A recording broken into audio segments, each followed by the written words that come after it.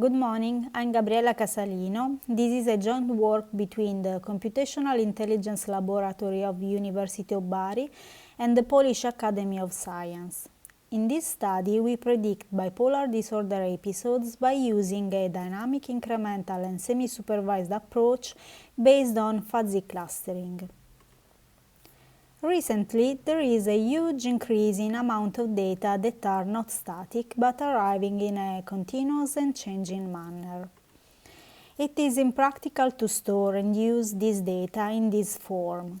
Moreover, classical data mining techniques are no more suitable to deal with this kind of data, so new models are needed in order to process them. Particularly, we need to process a finite number of data at a time, use a limited amount of memory, predict, classify at any time in a limited amount of time, and taking into account the evolution of data. Incremental algorithms are of great relevance because they can learn evolving models without keeping the old data and avoiding the computational intensive task of retraining the whole model. In this context, semi-supervised algorithms can be effectively used for data stream classification since they use both unlabeled and labeled data. Indeed, in real scenarios, labeled data are difficult or expensive to obtain, whilst unlabeled data are relatively easy to collect. Bipolar disorder is a chronic mental illness characterized with changing alternate episodes that range from depression, mania, mixed state, and euthymia. Because of the recurrence of these phases, pharmacological and physiological approaches are important to prevent further episodes. However, the frequency of control visits is usually insufficient to provide early intervention at the start of the episode. Therefore, in recent years, there is an increasing interest for real-time monitoring of bipolar disorder episodes with the use of smartphones. Acoustic features that are obtained from the interaction of the patients with ad hoc applications have been shown to be valid markers in detecting bipolar disorder phases. However, data collected with these devices are partially labeled since only the medical expert can verify the actual state of the patient. Finally, the time is an important component that has to be taken into account. In this work, we use the dynamic incremental semi-supervised fuzzy C-means algorithm. It is a classification method for stream data based on semi-supervised fuzzy clustering algorithm proposed by Pedrich. It incrementally learns the model since it is applied to non-overlapping chunks of data so as to enable continuous update of clusters.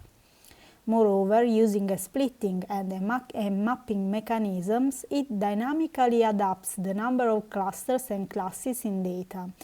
Indeed, a fixed number of clusters and/or classes may not capture the evolving structure of data. Data considered in these experiments describe two patients affected by bipolar disorder.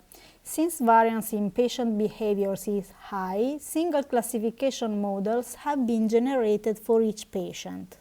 Data represent preprocessed acoustic features extracted from the interaction between the patients and a special purpose application called BD-Moon. Data were collected in a previous work carried out by the Polish Academy of Science. The main goal was to distinguish the healthy phase that is called euthymia from the bipolar disorder disease states. We have merged the three phases, depression, mania, mixed state, together. Two sets of experiments have been conducted. In the first one, we evaluated the dynamic algorithm classification performance through sequential chunks and its capability in adapting to new data distribution.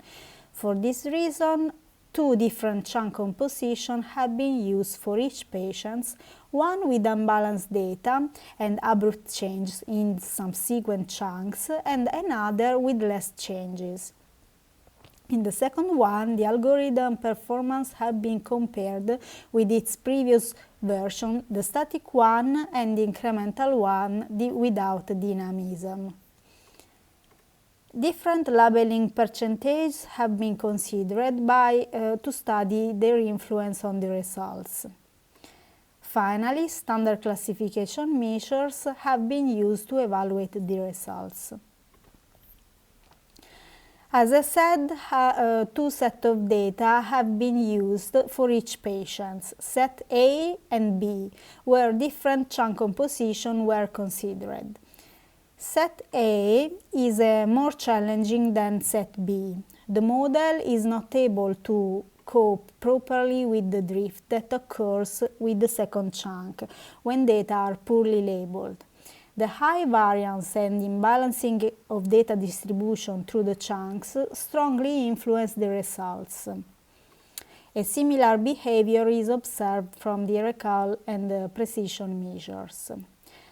However, it's worth noting that the dynamic algorithm is also able to collect at least the 70% of sick episodes with only 25% of data labeling. On the contrary, in set B, more stable results are observed when varying the labeling percentage. In this case, data are divided in two chunks, hence there are more samples per chunks, and changes in class distribution are more gradual if compared to set A. So, the greater the chunks are, the less the influence of the labeling percentage on the classification results.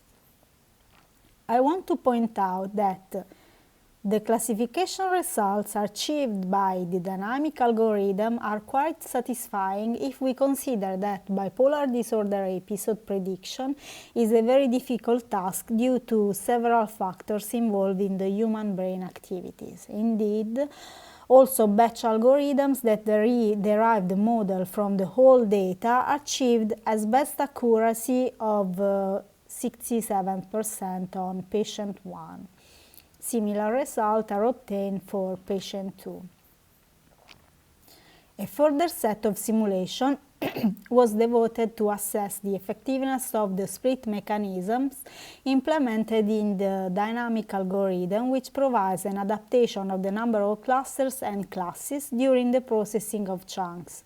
To this aim, we compared it with its previous versions. Please note that semi-supervised fuzzy sequence is not an incremental algorithm, so the whole dataset was considered. Figures report for each patient and for each chunk set the average accuracy of the classification model, varying the labeling percentage. We can observe that in all cases the dynamic algorithm, that is the last bar, overcomes the results obtained with the other algorithms. This suggests that the dynamic mechanism of cluster generation through splitting provides classification models that can better capture the structure of the data stream with respect to the static and incremental methods where the number of clusters is fixed a priori and kept unchanged. To conclude, preprocessed acoustic data collected with a dedicated mobile application called BD-Moon are used to predict bipolar disorder conditions by using machine learning algorithms. A dynamic incremental semi-supervised algorithm has been used to simulate real scenarios in which partially labeled data are available and data continuously arrive. Experiments have shown that the results strongly depend on the variability in the chunk composition and on the availability of labels. However, it is worth noting that the algorithm is able to detect the sixth class even on limit condition, that is with few labels. Finally, a comparison with the previous version of the dynamic algorithm have shown that it overcomes their results. This suggests that the dynamic mechanism helped the model in adapting its structure to the incoming data. Future works on more data are necessary to better study the effectiveness of the dynamic incremental semi-supervised classification algorithm. Moreover, different semi-supervised algorithms will be considered for a comparison. Finally, original acoustic feature will be analyzed. Thanks for your attention.